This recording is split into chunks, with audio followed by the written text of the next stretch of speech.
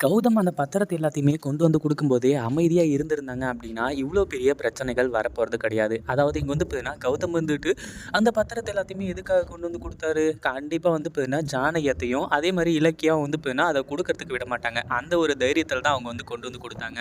அப்படிங்கிற மாரி வந்து பார்த்தீங்கன்னா சொல்ல ஆரம்பிச்சுறாங்க.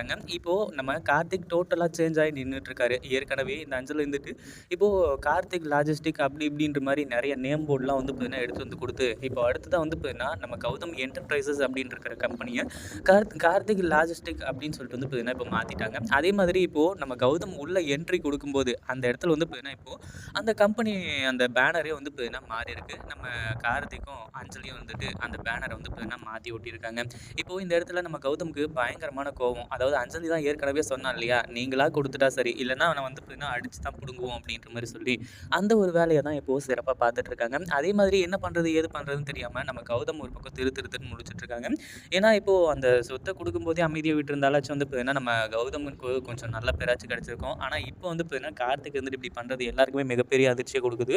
இத பத்தி நீங்க என்ன நினைக்கிறீங்க? இந்த வீடியோ பிடிச்சிருந்தா லைக் பண்ணுங்க, ஷேர் பண்ணுங்க. இப்ப தான் நம்ம சேனலுக்கு ஃபர்ஸ்ட் டைம் வரீங்க அப்படின்னா சப்ஸ்கிரைப் பண்ணி